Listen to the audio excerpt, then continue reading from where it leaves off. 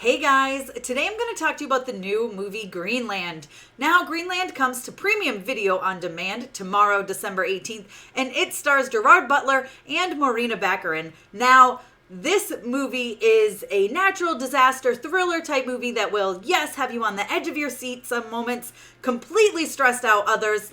Seriously, I was getting really stressed out watching this movie. There's a lot of twists and turns, but honestly, some of the twists and turns felt like they were way too easily solved. And let's get my spoiler-free review for Greenland. Hey, Tessa from Mama's Geeky here. Thank you so much for stopping by my YouTube channel. All right, so Greenland is all about a comet that is hurtling towards Earth.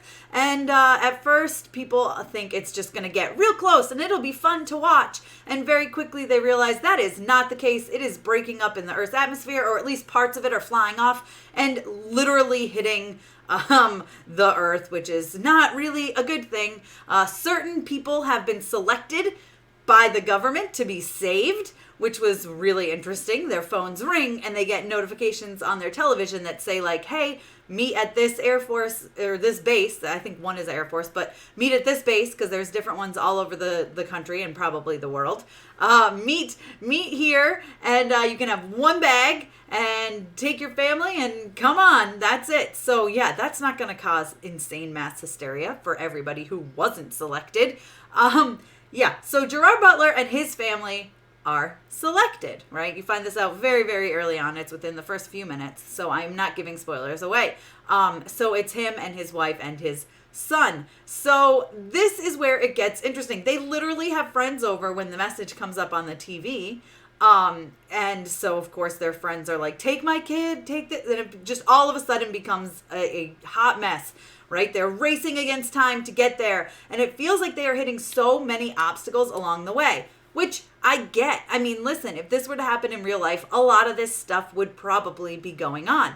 I probably wouldn't handle everything in the exact way that he does. For instance, I wouldn't spend apparently hours, because it was daylight and then it was dark when they left, packing. My butt would be in the car almost immediately, and I would be one of the first few people there before the mass hysteria and people just trying to get in that weren't even selected. Now, when you do get in, you get a wristband. So, of course, you can see immediately where problems are going to be going with that. And that is why I found this movie to be a little bit predictable.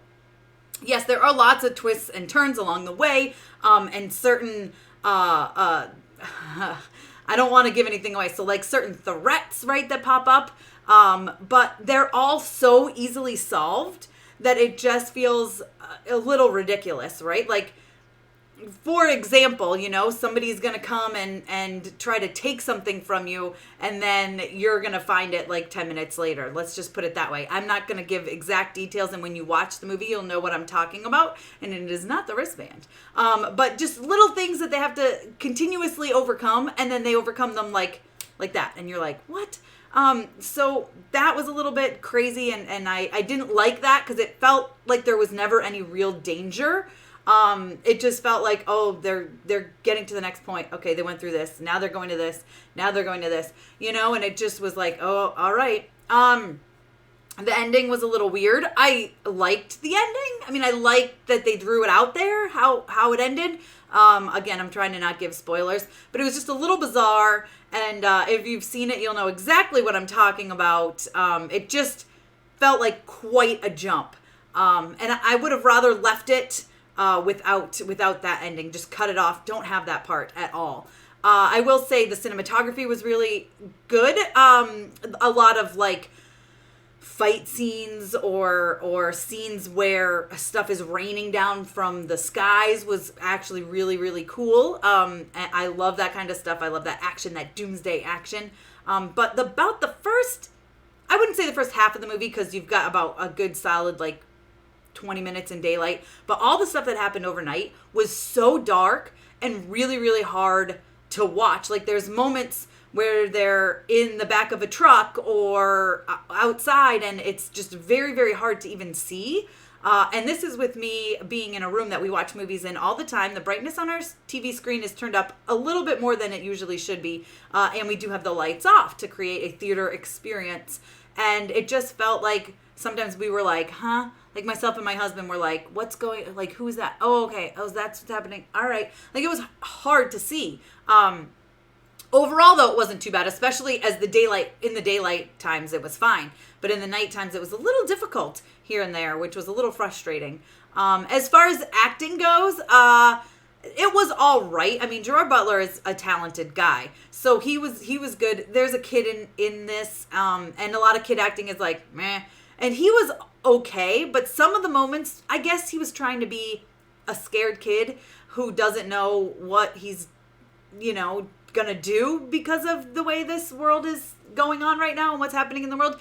But I can tell you, my kids would not react the way he reacted to a certain something happening. And I don't think many kids would. So I was kind of wanting more of him to put up more of a fight. I absolutely loved the appearance of Scott Glenn. I'm not going to ruin it, but it's so funny. My husband and I were both so excited to see him because we've gotten to know him. We just recently binged The Leftovers, and I think he's a fantastic actor. So I was really excited to see him pop in, even if it wasn't for a super long time. So overall, this movie is a lot of fun if you like thriller, suspense, and, the world is ending type movies. It's not really post-apocalyptic, but it's definitely natural disaster. I will say this movie will have you stressed out. My friends and I were talking about it, and we were all like, I am like stressed out. Like, what is going to happen? This is insane. Is it worth a watch? Yes, it's definitely worth a watch. Just don't expect anything super fantastic. It's fun to watch because of the cinematography. I do like the suspense in it when there is suspense, but I started to get annoyed as it felt like they were overcoming every obstacle really quickly. I do understand that this movie happens basically in one day, maybe a day and a half.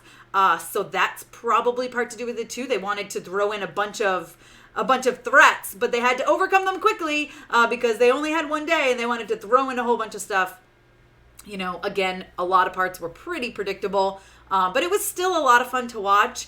I think if you want to be stressed out, this is a good movie to watch. I'm not kidding. I was like, oh my God. I started biting my nails. Like, it was stressful. I think just 2020 has done this to us, right? Something like this, I'm like, great, is this what's going to happen next? Like, are we all of a sudden going to get a comet to come by and crash stuff into our Earth and make us have only certain people selected by the government, which feels like something the government would do, if I'm being perfectly honest with you, and to put them in an underground bunker and hopefully they survive. I don't know. It was just crazy. But again, it was good. It was interesting because I do think that a lot of people would react this way. I do think if this is what happened, there would be a lot of riots and these people would act this way. The thing that bothered me most is that they overcame these obstacles so quickly and easily. I understand it was to move them to the next one, but it was a little frustrating for me. And then, of course, some of the scenes that were just really dark, and kind of like dark as in hard